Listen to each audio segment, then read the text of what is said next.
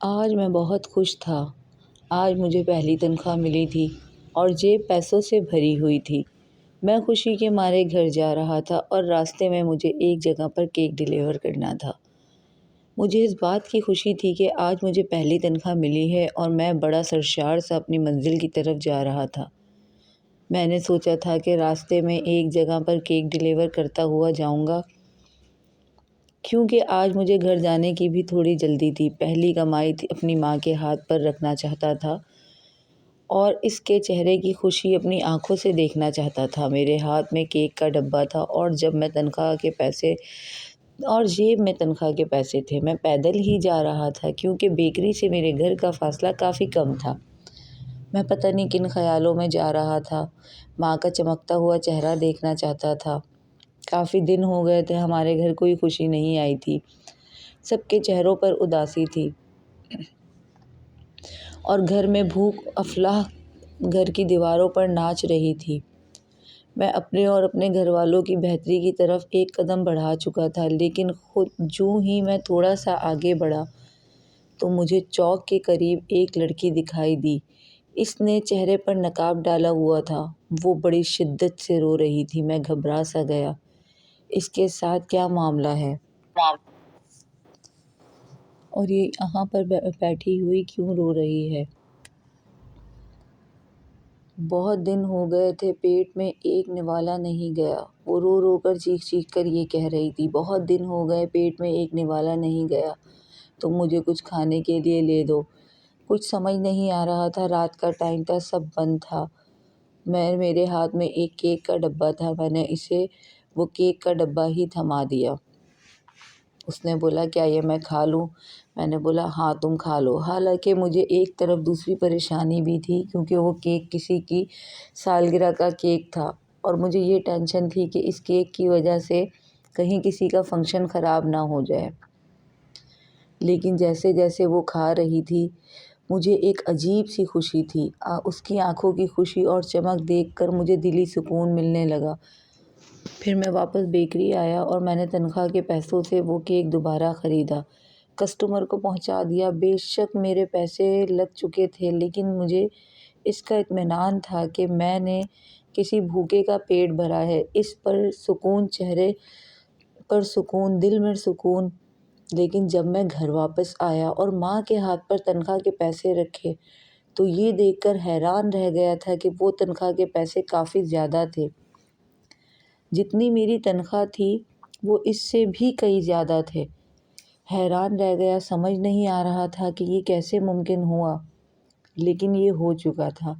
ایک لڑکی کی ذرا سی مدد کرنے پر مجھے اتنا بڑا اجر ملے گا، جس کی مجھے خبر بھی نہ تھی۔ میں حیرت سے اماں کو وہ پیسے گنتی کرتے ہوئے دیکھ رہا تھا۔ اماں نے مجھ سے پوچھا بھی، بیٹا تیری تنخواہ تو کم ہے، پھر یہ پیسے اتنے زیادہ کیوں؟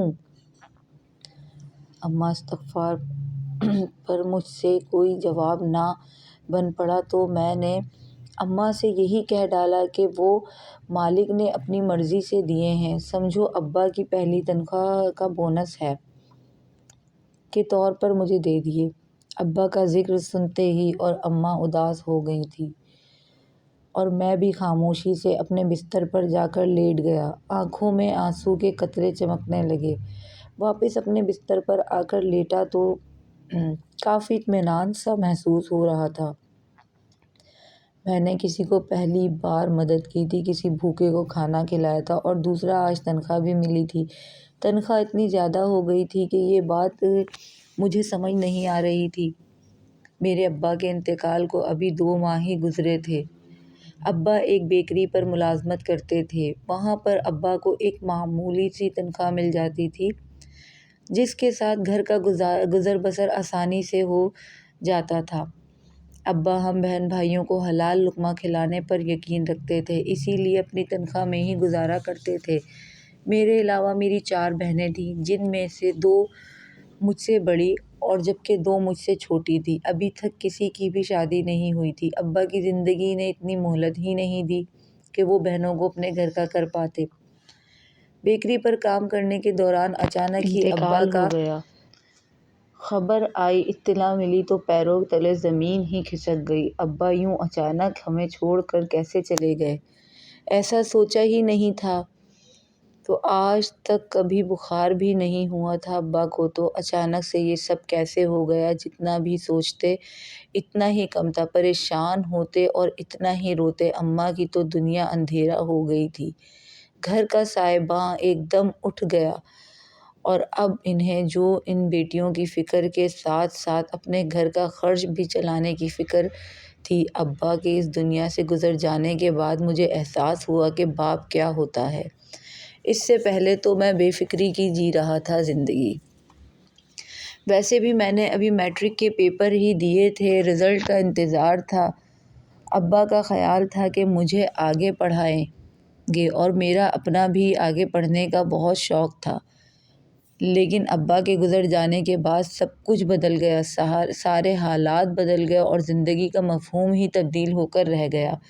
میں نے بہت سوچا اور پھر ایک فیصلے پر پہنچا۔ اماں سے جب اپنے اس فیصلے کے بارے میں کہا تو چند لمحے میری شکل دیکھی اور دیکھتی رہ گئیں، اور پھر پھوٹ پھوٹ کر رونے لگیں، اور یہی کہتی جا رہی تھیں کہ تیرے ابا کو بہت شوق تھا کہ تجھے بہت زیادہ پڑھائیں، لیکن اب تو اتنا سمجھدار ہو گیا ہے کہ اپنی بہنوں اور گھر کے بارے میں سوچنے لگا ہے، اور تجھے اب کمانے کی فکر پڑ گئی ہے۔ اماں مجھے اپنے ساتھ لگائے روئی جاتی جا رہی تھی۔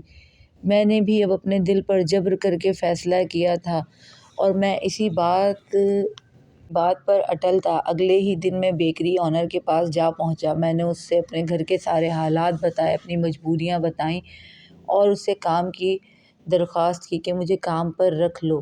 لیکن میری حالت دیکھتے ہوئے، پہلے تو اس نے منع کیا، لیکن میری حالت دیکھتے ہوئے اور میرے ابا کی ایمانداری جانتے ہوئے اس نے مجھے 3 مہینے کے ٹرائل پر جاب دے دی۔ میں خوش تھا، کیونکہ مجھے پتا تھا کہ میں اپنی محنت اور ایمانداری کی بدولت یہ کام آسانی سے کر لوں گا۔ پھر ایسا ہی ہوا۔ اماں بھی عدت میں تھیں، اور میں نے 1 مہینے کی نوکری کرنے کے بعد جو تنخواہ میرے ہاتھ پر آئی وہ اماں کے لیے لے کر جانے کا فیصلہ کر لیا۔ راستے میں وہ لڑکی مل گئی تو اسے کیک دینے کے بعد میں نے اپنی جیب دوبارہ ایک نیا کیک خریدا اور جا کر وہاں پر دے دیا، اور پھر جب گھر پر آیا تو پیسوں سے بھری جیب دیکھ کر حیران رہ گیا تھا۔ پر اماں کو اپنی تربیت پر پورا یقین تھا کہ میرا بیٹا کچھ بھی کرے غلط کام نہیں کر سکتا۔ ان کے بیٹے نے کوئی غلط کام نہیں کیا ہوگا۔ اب میں بے فکر تھا، کیونکہ 1 مہینے کا تو خرچ میرے پاس تھا۔ میں نوکری کرنا نہیں چاہتا تھا بیکری کی، پر میری مجبوری بن گئی تھی۔ نہ ہی بیکری پر نوکری کرنا میرا شوق تھا۔ میں وہاں پر صفائی بھی کرتا، چیزوں کو ترتیب سے بھی رکھتا۔ اس کے علاوہ کہیں پر بھی کوئی پارسل ڈیلیور کرنا آنا جانا ہوتا وہ بھی میں کر آتا، مجھے کوئی اعتراض نہیں تھا۔ میں 3-4 کام اکیلا ہی کر دیتا تھا۔ بیکری آنر بھی مجھ سے بہت خوش تھا، اور مجھے امید نہیں تھی کہ میں یہ سب کچھ اتنی جلدی اتنی آسانی سے کر لوں گا۔ پھر ایک دن وہ لڑکی مجھے دوبارہ اسی راستے پر ملی۔ آج بھی وہ بہت شدت سے رو رہی تھی۔ اس نے اسی کالی چادر میں اپنا چہرہ چھپا رکھا تھا۔ میرا خیال تھا کہ آج بھی وہ بھوکی ہوگی۔ جیب میں ہاتھ ڈالا تو کچھ پیسے بھی تھے۔ سوچا اسے پیسے دے دوں گا اور بولوں گا کسی بھی قریب کی شاپ سے کچھ لے کر کھا لو۔ پر اس نے مجھے دیکھتے ہی سر اٹھایا اور روتے روتے کہنے لگی، کیا تم میری مدد کرو گے؟ میرا سر خود بخود ہی ہل گیا۔ میں نے کہا، ہاں مدد کروں گا۔ اس نے بولا، میرے پاس رہنے کا کوئی ٹھکانہ نہیں، میں بالکل بے گھر ہوں، میرے پاس رہنے کے لیے کچھ بھی نہیں ہے، میرے لیے کسی ٹھکانے کا بندوبست کر دو۔ میں چند لمحے سوچ میں پڑ گیا۔ اپنی ماں اور 4 بہنوں کے ساتھ 2 چھوٹے سے کمروں میں رہتا تھا، لیکن نہ جانے کس طرح میں نے یہ فیصلہ لیا اور اسے اپنے ساتھ ہی اپنے گھر لے آیا۔ راستے میں اس نے مجھے اپنی کہانی بتائی۔ اس کے کہنے کے مطابق وہ لڑکی کسی لڑکے سے محبت کرتی تھی، اور گھر والے ان دونوں کی شادی پر مان نہیں رہے تھے۔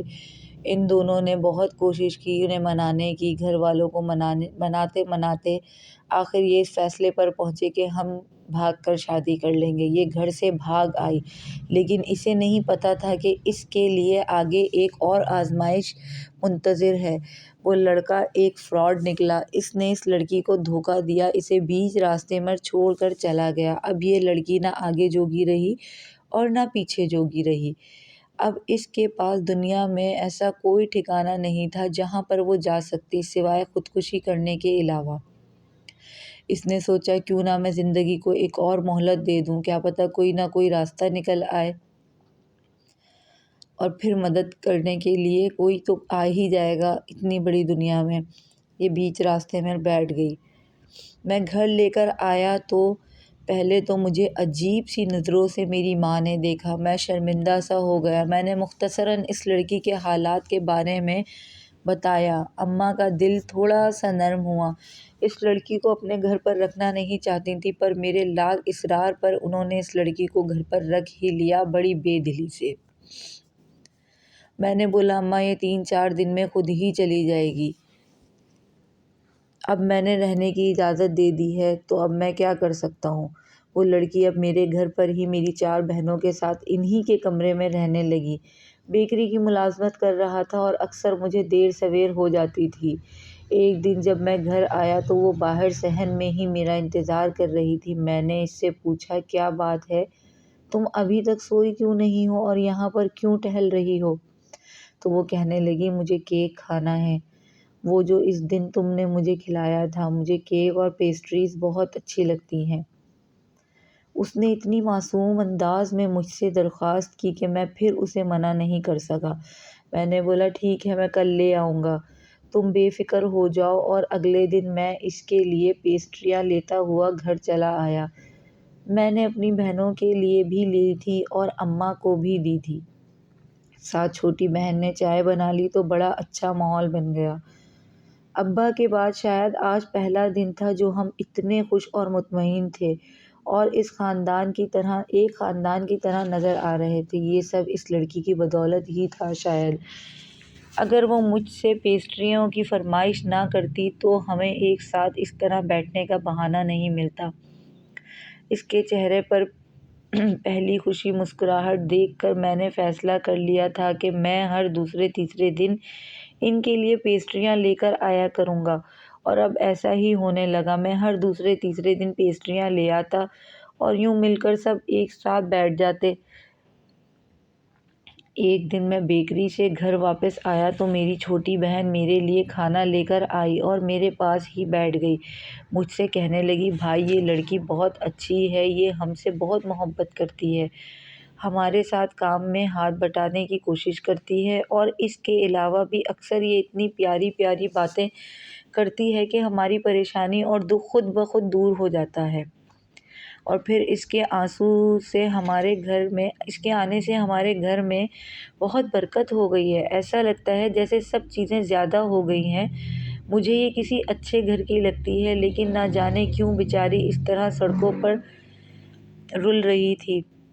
میری بہن نے تعصب بھرے انداز میں کہا تو میں نے بھی اسے کہا جب میں نے بھی پہلی بار اسے دیکھا تو مجھے بھی اچھے گھرانے کی لگی تھی، اسی لیے اسے اپنے گھر لے آیا تھا۔ وہ کہیں ادھر ادھر رل نہ جائے، زندگی نہ خراب کر لے، اور جب وہ بہتر سمجھے گی اپنے گھر واپس چلے جائے گی، اور یہی اس کے لیے اس کے حق میں بہتر ہوگا۔ میں نے سمجھداری سے کہا تو اس نے بھی سر ہلا دیا۔ وقت گزرتا جا رہا تھا، لڑکی اب میرے گھر پر ہی رہ رہی تھی، اور اب تو اسے یہاں پر رہتے ہوئے 2 ماہ ہو چکے تھے۔ میں نے آج تک اس کے اندر ایسی کوئی بات نہیں دیکھی تھی جو مجھے اس طرف سے کسی فکر یا پریشانی میں مبتلا کرتی۔ گھر والے بھی اب اس کی طرف سے کافی مطمئن ہو چکے تھے۔ وہ لڑکی اب گھر کا ایک فرد بن چکی تھی۔ میں خود بھی جیسے گھر میں دیکھ کر خوشی اور سکون محسوس کرتا تھا، اور اکثر جب میں سوچتا تو مجھے یہی خیال آتا یہ سب اسی لڑکی کی بدولت ہے۔ پھر ایک دن میں جلدی بیکری سے گھر واپس آ گیا تو میری بہن بولنے لگی کہ وہ دوپہر سے ہی گھر سے باہر گئی ہوئی ہے اور یہ پہلے کبھی بھی گھر سے باہر نہیں نکلتی تھی۔ یہ سن کر میں بھی بڑا پریشان ہوا، فکر ہو رہی تھی۔ چھوٹی بہن نے پریشانی سے کہا تو میں بھی کسی سوچ میں مبتلا ہو گیا اور پھر گھر سے باہر نکل آیا۔ میری بہن نے مجھے پیچھے سے آواز دے کر بولا بھی کہ کہاں جا رہے ہو، لیکن میں اسے یہ کہتا ہوا باہر نکل آیا کہ ابھی واپس آتا ہوں۔ یہ تو نہیں سمجھ آ رہی تھی کہ میں اسے کہاں سے ڈھونڈوں، لیکن پھر خیال آیا تو میں اسی چوک کی طرف آ چلا۔ میں نے چوک کی طرف ادھر ادھر دیکھتا جا رہا تھا، لیکن وہ مجھے کہیں نظر نہیں آ رہی تھی۔ صحیح معنوں میں اس کی فکر اور پریشانی ہو رہی تھی، اور وہ انجان تھی، نہ جانے کہاں گئی، کسی کے ہتھے نہ چڑھ جائے۔ بس مجھے اس بات کی فکر ہو رہی تھی۔ ابھی میں یہ سوچ ہی رہا تھا کہ اس کا پتہ کروں، ایک دم مجھے وہ سامنے سے آتی دکھائی دی تھی۔ اس وقت بہت تھکی ہوئی سی لگ رہی تھی اور اس کے چہرے پر پریشانی تھی۔ میں نے اس سے پوچھا کہ کہاں تھی تم؟ دوپہر سے گھر سے نکلی ہوئی ہو، سارے گھر والے پریشان ہیں، کچھ بتا کر بھی نہیں گئی، کیا بات ہے؟ میں نے پریشانی سے اس سے پوچھا تو وہ میرا پریشان چہرہ دیکھ کر ایک دم چونک اٹھی اور پھر کہنے لگی، دراصل مجھے ایک بہت ضروری کام یاد آ گیا تھا۔ دراصل میں اس لڑکے کے بارے میں پتہ کرنے گئی تھی جس نے مجھے دھوکہ دیا، لیکن جو پتہ اس نے بتایا تھا وہ پتہ بھی غلط نکلا۔ میں اسی وجہ سے بہت زیادہ دل برداشتہ ہو کر آخر کب تک تمہارے گھر پر اس طرح پڑی رہوں گی؟ اب مجھے شرم آتی ہے، اس طرح ہاتھ پر ہاتھ رکھ کر بیٹھے رہنے سے بھی تو کچھ نہیں ہوگا نا؟ آخر تمہارے سر پر تمہاری 4 بہنوں اور ایک بوڑھی ماں کا بھی تو بوجھ ہے۔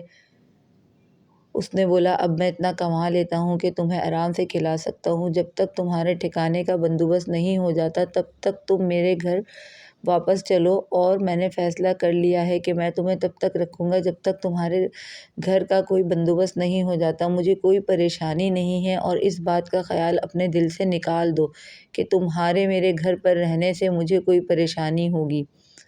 میں نے اس لڑکی کو تسلی دیتے ہوئے اپنے گھر واپس لے آیا۔ وہ مسکرا کر کہنے لگی، تم بہت اچھے ہو، تم سب کا خیال رکھتے ہو۔ تمہارے جیسا انسان کم ہی ہوتے ہیں جو اپنی غربت کے باوجود دوسروں کا خیال رکھتے ہیں۔ اور پھر جس طرح اس دن تم نے مجھے اپنا اتنا مہنگا کیک کھلانے کے لیے دیا جو تمہاری اعلیٰ ظرفی تھی، اور وہ وسیع قلبی کی قائل ہو گئی تھی۔ زندگی میں اگر کبھی مجھے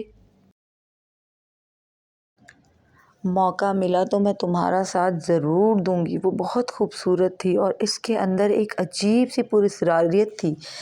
مجھے اس کو دیکھ کے ایک عجیب سا سکون محسوس ہوتا تھا۔ ایسا لگتا تھا جیسے وہ کوئی اپسرا ہے، کوئی حور ہے۔ ہمیشہ اس کا چہرہ بڑا پر نور سا لگتا تھا۔ جب بھی اس پر نگاہ ڈالتا تو میرا دل روشن سا ہو جاتا تھا۔ اب بھی ایسا ہی ہوا تھا۔ میں نے جیسے ہی اس کے چہرے کی جانب دیکھا تو میرا چہرہ روشن سا ہو گیا، اور میں نے فوراً اپنی نگاہیں جھکا لیں۔ اسے ساتھ لے کر گھر کی طرف چلا آیا۔ گھر پر اماں اور بہنوں نے جب اسے صحیح سلامت دیکھا تو وہ بہت خوش ہو گئیں۔ اماں نے بڑی پریشانی سے دریافت کیا، تم کہاں چلی گئی تھی میری بچی؟ میں بڑا ہی پریشان ہو رہی تھی۔ پھر اس نے وہی سب کچھ اماں کو بیان کر دیا جو مجھے بولا تھا۔ پھر اماں اسے بڑے پیار سے سمجھانے لگیں کہ بیٹا ایسا نہیں سوچتے، جہاں میری یہ 4 بیٹیاں وہاں تم ایک اور صحیح۔ اپنے ہاتھوں میں ہاتھ لے کر کہنے لگی، اماں آپ نے مجھے بالکل صحیح سمجھایا ہے، میں کوشش کروں گی کہ اب ایسے ہی کروں گی، لیکن میں کیا کروں، بس جب بھی اس کا خیال آتا ہے تو میں پریشان ہو جاتی ہوں، پر مجھے خود پر غصہ آتا ہے کہ آخر میں نے اس کم ظرف کے خاطر اپنا گھر چھوڑا اور میں گھر سے دربدر ہو گئی۔ اماں اسے تسلی دینے لگیں، اپنے ساتھ لگا لیا، اور لڑکی اب اس گھر میں رچ بس گئی تھی، اور بالکل ایسا محسوس ہوتا تھا جیسے وہ ہمارے گھر کا ہی حصہ ہے۔ کچھ دن اسی طرح گزر گئے۔ پھر ایک دن جب میں گھر آیا تو میری بہن نے بتایا کہ آج پھر وہ لڑکی دوپہر سے غائب ہے اور نہ جانے کہاں گئی ہے۔ پھر مجھے غصہ آیا اور پریشانی لگی۔ اب اس پر غصہ بھی آنے لگا تھا، وہ بغیر بتائے کیوں چلی گئی، اور اسے کچھ ہو گیا تو پھر کیا ہوگا۔ میں نے گھر پر ہی بیٹھ کر کچھ دیر انتظار کیا، لیکن جب وہ واپس نہیں آئی تو اسی چوک کی طرف چل پڑا۔ جانے مجھے ایسا کیوں لگتا تھا کہ وہ آج بھی مجھے وہیں پر مل جائے گی اور میرے اندازے کی تصدیق تھوڑی دیر کے بعد ہی ہو گئی جب میں نے اسے وہیں چوک کے پاس پریشان حال دیکھا۔ اس کے پاس جا کر بیٹھ گیا۔ اس نے سر اٹھا کر مجھے دیکھا اور دوبارہ سر جھکا لیا۔ پھر کہنے لگی، تم کیوں مجھے ڈھونڈتے ڈھونڈتے میرے پیچھے آ جاتے ہو؟ اس نے اداسی سے کہا۔ تو میں نے اسے کہا کہ تم میرے گھر میں میری پناہ میں ہو، کیسے تمہیں یوں آزاد چھوڑ دوں؟ تم میری ذمہ داری ہو اور جب تک تم یہاں پر رہ رہی ہو میری ذمہ داری ہی رہو گی۔ اس سے پھر کچھ خیال آنے پر اس سے پوچھا، آج تم گھر سے کیوں نکلی تھی؟ کیا بات ہے؟ اگر کوئی پریشانی ہے تو مجھے بتاؤ، میں اس کا کوئی نہ کوئی حل سوچتا ہوں۔ وہ لڑکی ابھی مجھے کہنے ہی لگی تھی کہ ایک دم کسی لڑکے نے آ کر مجھے میرے کالر سے پکڑ لیا اور غصے سے کہنے لگا، اوئے کون ہے تو؟ یہاں پر کیا کر رہا ہے؟ میں نے گھبرا کر اس کی طرف دیکھا، پھر اس سے کھڑا ہو کر پوچھنے لگا، بھائی صاحب آپ کون ہیں اور کیوں میرا کالر پکڑ رہے ہو؟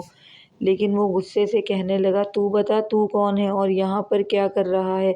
اتنے میں وہ لڑکی اٹھ کھڑی ہوئی اور خوف زدہ نگاہوں سے وہ کبھی لڑکے کو دیکھ رہی تھی اور کبھی، یہ بلال ہے، اسے چھوڑ دو، اس کا اس معاملے سے کوئی لینا دینا نہیں ہے، تمہاری دشمنی مجھ سے ہے، تم اس لڑکے کو بیچ میں مت آؤ ورنہ اسے کوئی نقصان پہنچانے کی کوشش نہیں کرنا۔ لڑکی نے درخواست کی اور سخت لہجے سے بلال نامی لڑکے کو مخاطب کرتے ہوئے کہا۔ میں چونک کر اس لڑکے کی طرف دیکھا، حیرت ہوئی اور اسے جانتی تھی، لیکن بلال نامی لڑکا بہت غصے میں تھا اور اسے کہنے لگا، ٹھیک ہے میں اسے چھوڑ دیتا ہوں لیکن پھر تم میرے ساتھ چل، تجھے اچھی طرح معلوم ہے کہ میں یہاں پر تجھے ہی لینے کے لیے آیا ہوں، اگر میرے ساتھ نہیں جائے گی تو میں تجھے اور اسے نہ کوئی نقصان ضرور پہنچاؤں گا۔ بلال نامی لڑکے نے دھمکی دیتے ہوئے اس لڑکی سے کہا، لیکن وہ اسی غصے میں سے کہنے لگی، دھمکیاں مت دے تو مجھے، جانتا ہے میں تیرے ساتھ نہیں جاؤں گی، تو ابھی یہاں سے جا دفع ہو جا۔ پھر لڑکا اسے غصے سے دیکھنے لگا، ٹھیک ہے ابھی تو میں یہاں سے جاتا ہوں، پھر لوٹ کر آؤں گا اور تجھے اپنے ساتھ لے کر جاؤں گا، تب تک تو یہ فیصلہ کر لے کہ تجھے اس طرح یہاں پر نہیں چھوڑ سکتے۔ اس بلال نامی لڑکے نے اس لڑکی سے کہا اور دھمکاتا ہوا وہاں سے چلا گیا۔ ساری کہانی اب الگ سی تھی، مجھے کچھ سمجھ نہیں آ رہا تھا کہ آخر یہ کیا ہو رہا ہے۔ بلال نامی لڑکا کون ہے جس کے چکر میں وہ لڑکی گھر سے بھاگی تھی؟ تو پھر اب اس کے ساتھ کیوں نہیں جا رہی ہے؟ اور اگر وہ لڑکا نہیں ہے تو پھر کون ہے؟ میرے چہرے پر عجیب سی پریشانی اور فکر پھیل ہوئی تھی۔ وہ دوبارہ اس کے ساتھ بھی نہیں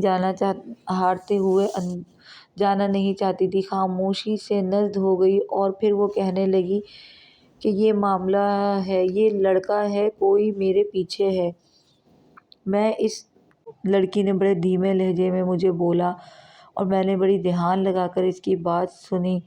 اس نے بولا، یہ سب سوال تمہارے ذہن میں چل رہے ہوں گے، اگر بلال وہی لڑکا ہے تو جس کے خاطر تم نے گھر بار چھوڑا تھا، تو اسے معاف کر کے اس کے ساتھ کیوں نہیں جا رہی ہو؟ اگر بلال وہ لڑکا نہیں ہے تو پھر کون ہے؟ تمہارے ساتھ کیا تعلق ہے؟ اس لڑکی کے دھیمے لہجے نے مجھے بولا کہ تم یہ سب سوچ رہے ہوگے، یہ بلال میرے سوتیلے چچا کا بیٹا ہے، تمہیں ایک بات بتاؤں تو تم میری باتوں کا یقین کرو گے؟ اس کے اتنے پراصرار پر مجھے پھر یقین آنے لگا۔ میں نے اپنی نظریں جھکا لیں، مجھ سے آج بھی اس کی آنکھوں میں نہیں دیکھا گیا۔ کچھ دیر گہرا سانس لینے کے بعد وہ کہنے لگی، دراصل میں نے تم سے ایک بات چھپائی تھی، میں کوئی عام لڑکی نہیں ہوں، میں ایک جن زادی ہوں اور جنات کی دنیا سے آئی ہوں۔ اس لڑکی کے منہ سے یہ انکشاف سن کر میرے رونگٹے کھڑے ہو گئے اور میں گھبرا کر اسے کہنے لگا، مجھے سمجھ نہیں آ رہی تھی کہ وہ مجھ سے سچ کہہ رہی ہے یا مذاق کر رہی ہے، لیکن اس کے چہرے پر سچائی صاف لکھی نظر آ رہی تھی۔ میں نے نظریں چرا لیں اور اس سے کہا، کیا تم سچ کہہ رہی ہو؟ تم واقعی جن زادی ہو؟ تو وہ کہنے لگی، ہاں یہ بات بالکل سچ ہے کہ میں ایک جن زادی ہوں اور جنات کی دنیا سے یہاں پر آئی ہوں۔ دراصل وہاں پر ہماری دشمنی چل رہی تھی جس کی بدولت مجھے اپنا گھر بار چھوڑنا تھا، اس دنیا میں پناہ لینی تھی۔ بلال وہی شخص ہے جس کے ساتھ ہماری دشمنی تھی، اس جن زادی نے کہا تو میں چونک اٹھا۔ اسے کہا تو پھر بلال تم تک کیسے پہنچا؟ بلال کا تمہارا کیا رشتہ ہے؟ جن زادی نے بولا کہ بلال میرا سوتیلے چچا کا بیٹا ہے، میرے باپ کی جائیداد و اقدار پر قبضہ کرنا چاہتا ہے۔ دراصل میرے دادا کے مرنے کے بعد میرے ابا کو اقتدار مل گیا تھا، لیکن میرا سوتیلا چچا اقتدار اپنے لیے چاہتا تھا، لیکن وہ میرے باپ کا حق بنتا تھا کہ وہ اپنے باپ کی جگہ پر بیٹھے۔ یہی وجہ تھی کہ میرے سوتیلے چچا نے میرے باپ کو جان سے مارنے کی کوشش کی، لیکن میرے ابا کی زندگی تھی کہ وہ صحیح سلامت بچ گئے۔ اس کے بعد اس نے ہمارے محل پر حملہ بول دیا،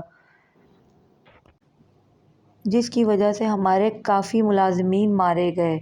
اماں کہیں اور روپوش ہو گئیں اور میں اپنے محل کی ایک خاص ملازمہ کے ساتھ محل سے خفیہ راستے کے ذریعے نکل آئی۔ اس کے بعد مجھے کچھ سمجھ نہیں آ رہا تھا کہ میں کہاں جاؤں۔ میری خاص ملازمہ نے کہا مجھے اس دنیا کے راستے کے بارے میں بتایا تھا اور پھر اس کے ساتھ یہیں پر آ گئی، لیکن یہاں پر آ کر میری وہ خاص ملازمہ بیمار ہو گئی اور نہ جانے اسے کیا بیماری لگی کہ اس کا انتقال ہو گیا۔ میں اب اکیلی رہ گئی تھی، مجھے کچھ سمجھ نہیں آ رہا تھا کہ میں کہاں جاؤں۔ واپس اگر جاتی تو جان کو خطرہ تھا اور اگر یہاں رہتی تو جگہ نہیں تھی۔ پھر ایک دن مجھے تم نظر آ گئے، تم اتنے اچھے تھے، پر تمہارے خود حالات خراب چل رہے تھے، لیکن پھر بھی تم نے میری مدد کی اور مجھے وہ کیک کھانے کے لیے دیا اور پھر اپنے پیسوں سے دوسرا کیک خرید کر اس کے گھر پارسل دے کر آئے۔ تمہاری یہ نیکی بہت اچھی لگی، اس لیے میں نے چپکے سے تمہاری جیب میں کافی ساری رقم بھی رکھ دی، اس جن زادی نے مجھ سے کہا تو میں چونک اٹھا اور مجھے اب سمجھ آئی کہ اچانک میری جیب میں اتنے پیسے کہاں سے آ گئے تھے، ورنہ اس سے پہلے تو میرے پاس اتنی رقم موجود ہی نہیں تھی۔ اس جن زادی کی بدولت ہی میرے پاس وہ رقم آئی تھی۔ میں نے مشکور نگاہوں سے اس کی طرف دیکھا اور کہنے لگا، اس کے بعد جب میرے رہنے کا کہیں پر بھی کوئی بندوبست نہیں ہوا تو تم نے مجھے اپنے گھر کی طرف تمہیں اپنے گھر کی طرف جاتے ہوئے دیکھا، مجھے اچھا لگا، مجھے یہ تمہاری نیکی بہت اچھی لگی، اس نے مجھے بے مول خرید لیا۔ میں سوچ بھی نہیں سکتی تھی کہ وہ کوئی انسان اچھا کیسے ہو سکتا ہے۔ ہم نے تو سنا تھا انسان بہت برے ہوتے ہیں، جنات کو قبضے میں لے لیتے ہیں، اپنی مرضی کے کام کرواتے ہیں، جبکہ تمہارے اندر میں نے ایسا کوئی لالچ نہیں دیکھا تھا۔ ایک دن تک تمہارے گھر پر رہی، کھانا کھاتی رہی، تمہاری بہنوں کے ساتھ رہی، تم جو ان کے لیے لے کر آتے وہی میرے لیے لے کر آتے۔ پیسٹریاں مجھے بہت پسند تھیں کیونکہ ہم جنات مٹھائیاں، پیسٹریاں، کیکس بہت پسند کرتے ہیں۔ تمہارے وسائل نہ ہونے کے باوجود تم میرے لیے پیسٹریاں بھی لے آتے۔ پھر پتہ نہیں ایک دن بلال کو میرے بارے میں پتہ چل گیا اور اب وہ مجھے دھمکانے آ جاتا ہے۔ وہ مجھے اپنے ساتھ لے جانا چاہتا ہے تاکہ میں قید کے میرے ماں باپ کو بلیک میل کر سکے اور پھر ان کی اپنی مرضی کے مطابق منوا سکے، لیکن میں ایسا ہونے نہیں دوں گی۔ میں واپس نہیں جانا چاہتی، جب تک کہ مجھے اپنے ماں باپ کی صحیح طرح سے خبر نہ مل جائے، میں تب تک واپس نہیں جاؤں گی، اس جن زادی نے ایک عزم سے مجھے کہا تو میں نے اسے تسلی دیتے ہوئے کہا تم فکر مت کرو، جب تک تم خود بہتر نہیں سمجھو گی تمہیں یہاں سے جانے نہیں دوں گا، اور بلال تو اسے بھی دیکھ لیں گے تو نہ کسی سے کہ بلال کو بھی کسی نہ کسی طرح دیکھ ہی لیں گے۔ جب میں نے اسے یہ کہا تو وہ حیرت بھری نگاہوں سے مجھے دیکھتی رہ گئی۔ میں اسے گھر واپس لے آیا اور اسے منع کر دیا کہ اپنی اصلیت کے بارے میں گھر میں کسی کو نہ بتائے، کیونکہ مجھے ڈر تھا کہ اماں کو پتہ چل گیا تو اماں اسے اپنے ساتھ نہیں رہنے دیں گی۔ اس لڑکی کو اپنی شناخت ظاہر کرنے سے منع کر دیا تھا، لیکن اس دن کے بعد سے میں خود پریشان تھا کہ مستقل پریشانی محسوس ہو رہی تھی۔ بیکری پر بھی میری توجہ پہلے کی نسبت کم ہو گئی تھی۔ اسی وجہ سے آج مجھے مالک کی طرف سے خوب ڈانٹ پڑی۔ کا کہنا تھا کہ تم اب پہلے کی طرح کام پر توجہ نہیں دے رہے ہو، تم اب ہر وقت کسی نہ کسی پریشانی میں مبتلا رہتے ہو۔ اگر ایسی بات ہے تو تم ایک دن کی چھٹی لے کر ریسٹ کر لو تاکہ تمہارا ذہن پہلے کی طرح فریش نظر آئے۔ مالک سے 2 چھٹیاں لے کر گھر کی طرف واپس چل پڑا۔ میرا چھٹیوں کی طرف دھیان ہی نہیں گیا تھا کہ اگر مالک مجھ سے چھٹیوں کا ذکر نہ کرتا تو شاید میں اب وہیں پر بیٹھا اس کی ڈانٹ کھاتا رہتا۔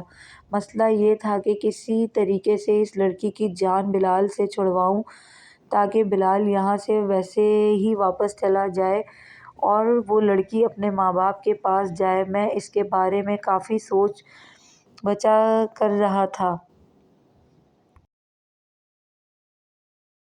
میں اسے اس کے ماں باپ سے ملوانا چاہتا تھا۔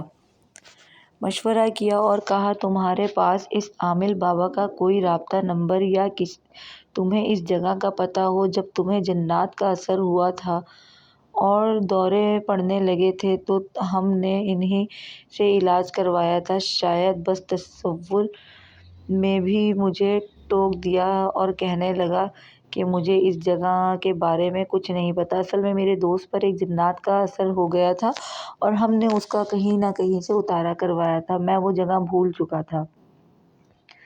اپنے دوست کے ساتھ پھر ایک دوسرے دوست نے بولا کہ مجھے پتہ ہے اس عامل بابا کا۔ میں اپنے دوست کے ساتھ اس عامل بابا کے پاس چلا گیا۔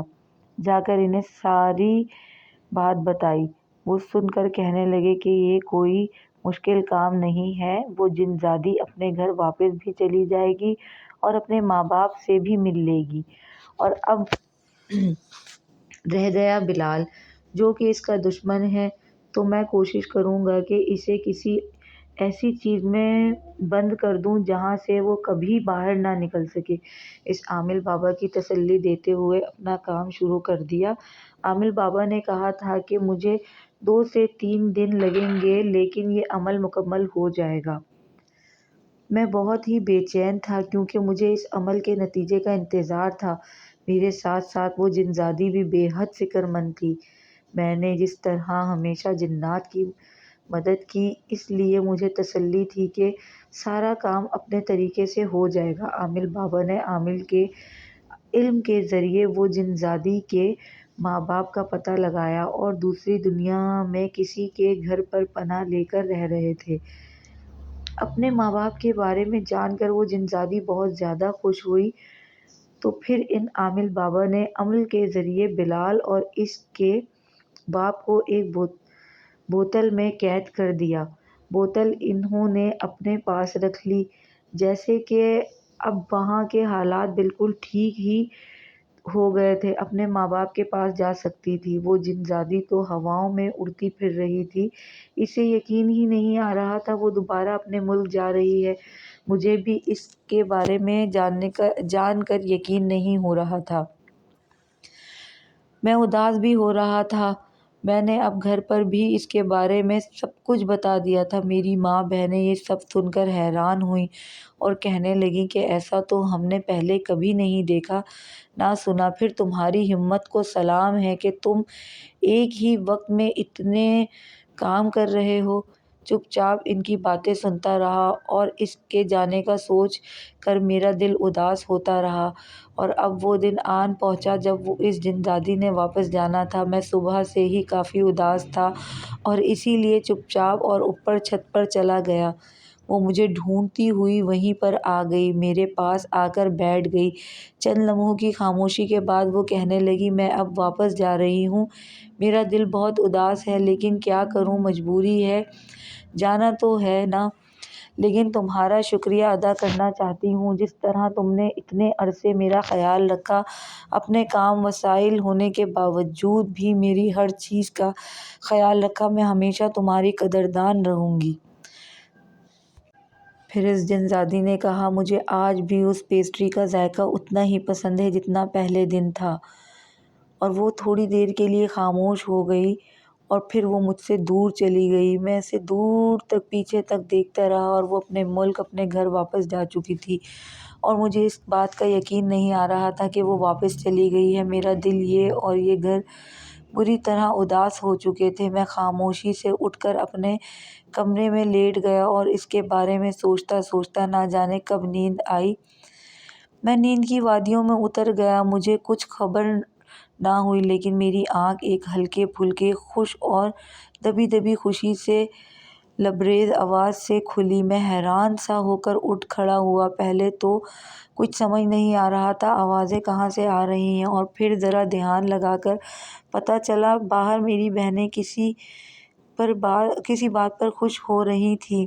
میں حیرانی سے اٹھ کر باہر آیا اور میں نے ان کی خوشی کی وجہ پوچھی تو وہ مجھے ہاتھ پکڑ کے خاموشی سے کمرے کی طرف لے گئی۔ کمرے میں ایک لکڑی کا صندوق پڑا تھا۔ اس نے صندوق کھولا اور کہا، دیکھو بھائی، اس صندوق میں بے تحاشا بہت زیور اور بہت پیسے تھے۔